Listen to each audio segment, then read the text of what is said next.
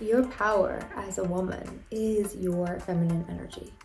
The question is your power empowering you or disempowering you? In this video, I'm going to share with you two qualities of feminine energy that really determine what kind of experience you have as a woman.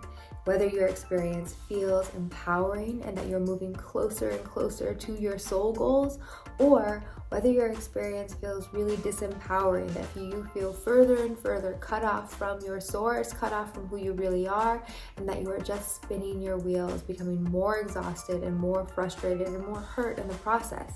I really want you to become aware of these two qualities of energy because part of our power is our attention.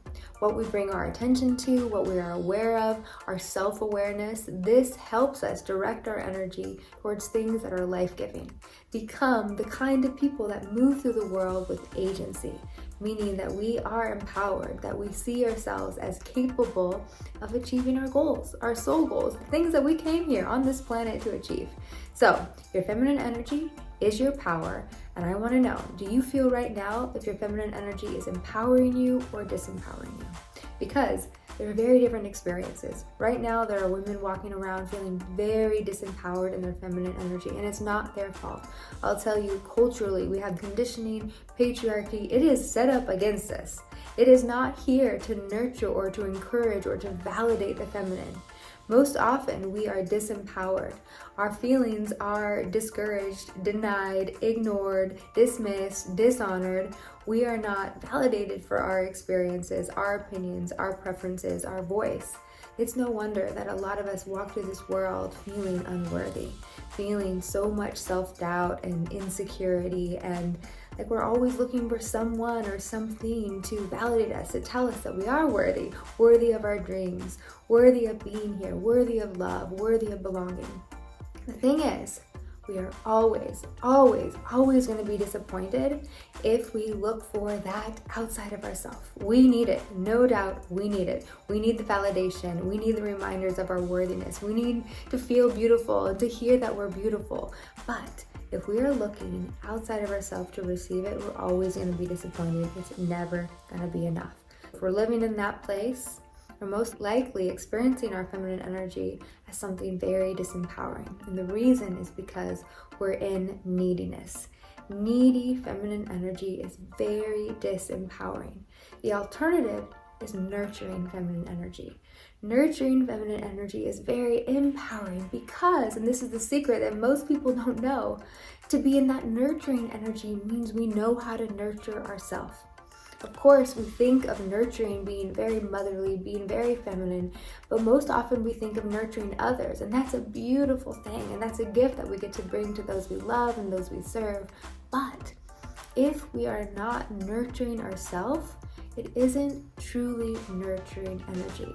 It's actually more needy energy, because most likely we're doing those things to receive love or belonging or to fulfill a role that we feel that if we don't fulfill it, we won't belong, we won't be loved. So it's kind of like this weird needy energy that when we serve others from that place of if we don't serve them, if we don't fulfill our duty and role as a mother, or we don't show up the way this person expects us to, then we're gonna let them down. That's not really nurturing, is it? It's more needy because we're hoping that this action is going to give us the validation that we really crave, that we really long for. So I want to break it down. What is needy energy? What is nurturing energy? So you can become more mindful of this and start to pay attention. Where are you feeling these things? Who are you feeling these things with? I guarantee you there are certain people or certain circumstances where you are bringing needy energy to it and it's making you feel very disempowered. And then there are certain people, certain circumstances and situations where it's very easy and natural for you to bring your nurturing energy and you're feeling very empowered.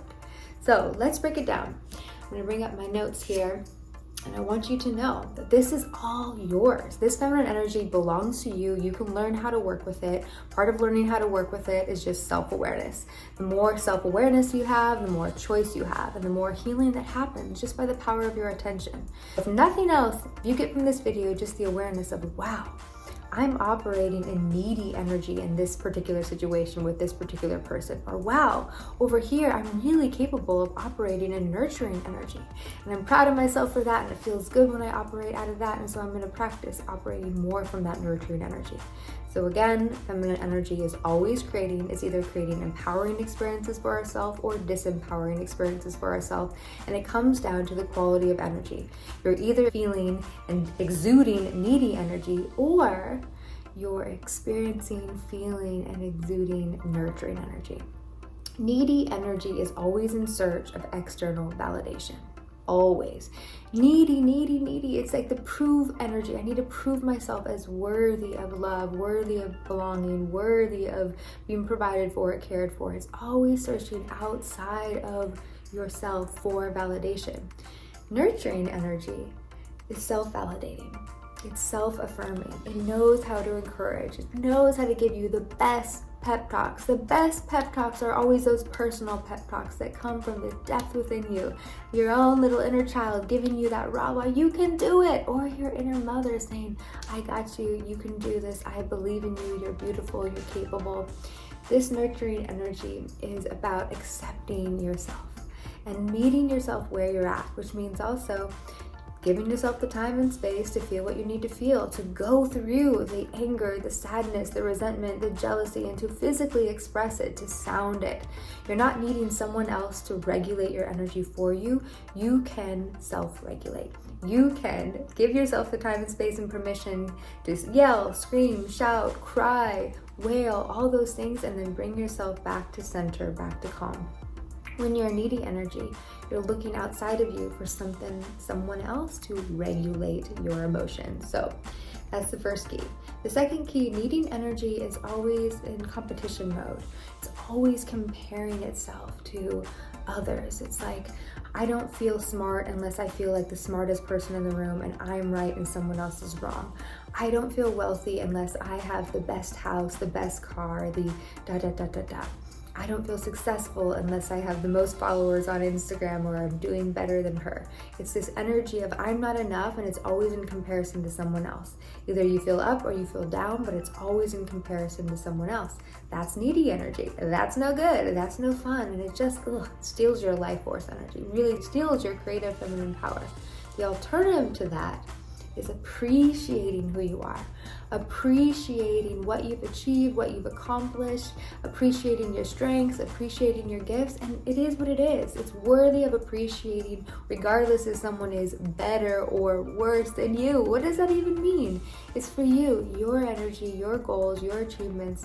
It's for you to be proud of. Nurturing energy is able to appreciate that, to deeply appreciate yourself, not to compare or to compete, but to appreciate.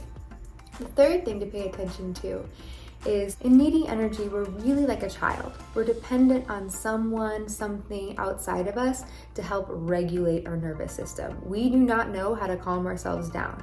And so we need a glass of wine, or we need this person to call us back in order to feel safe and secure. That's needy energy, and it's stealing from us, and it's not empowering, and we're always waiting for someone else to make us feel okay, and that is never empowering. It's really disempowering, even if momentarily we feel okay because we got that glass of wine or we have that call back from someone we love and someone we depend on.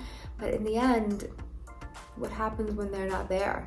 Or when we need to find that energy, that safety within us? Well, we need to call upon this nurturing energy. The nurturing energy is able to focus energy on creating internal safety. And I have a whole course and a whole program on how to create that embodied safety, because it's so key.